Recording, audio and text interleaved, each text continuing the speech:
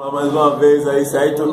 Janetson Rap na voz. Missão, sempre. TH aí. Tamo junto, família. Chega o grupo Efeito Sonoro. Aí, vamos estar soltando um som parceria aqui. Ideias positivas. 2017. Ideias novas.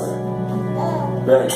Ideias positivas por aqui a gente manda. Ideias positivas não é coisa pra bacana, não. Se o nego tem um dom, e aí, Joe? Foi Deus que nos deu. Ideias positivas por aqui a gente manda. Ideias positivas não é coisa pra bacana, não. Se o nego tem um dom, e aí, Joe? Foi Deus que nos deu, com papel e uma caneta, muita ideia aqui na mente. Eu crio uma levada que faz efeito em sua mente. Não sei se você me entende, mas é assim que mandaremos. Em qualquer lugar que a gente chegar, nós cantaremos, rimaremos, versaremos e falemos a verdade. Encontramos em conflito em meio à sociedade. Entenda, faça parte dessa nossa cultura.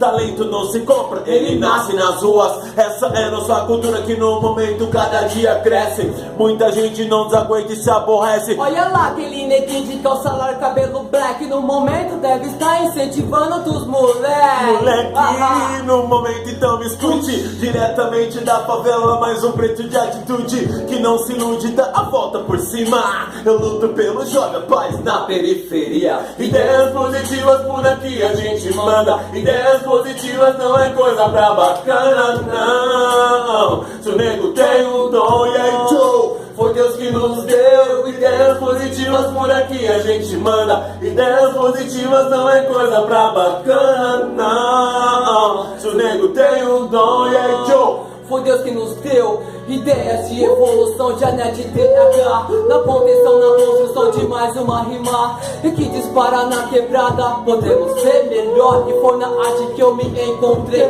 e não deixei passar as oportunidades que me caem bem. Por isso os negros vão mais além do que vocês podem imaginar. E a ideia é pra você bacana, que desvia a grana da cultura e da arte. Tá pensando que eu não sei, tá pensando que a gente não sabe, mas tá bom, eu vou correndo atrás da minha evolução. Ideias positivas por aqui a gente manda. Ideias positivas não é coisa pra bacana, não. Se o nego tem um dom, e aí, foi Deus que nos deu. Ideias positivas por aqui a gente manda. Ideias positivas não é coisa pra bacana, não. Se o nego tem um dom, e aí, foi Deus que nos deu.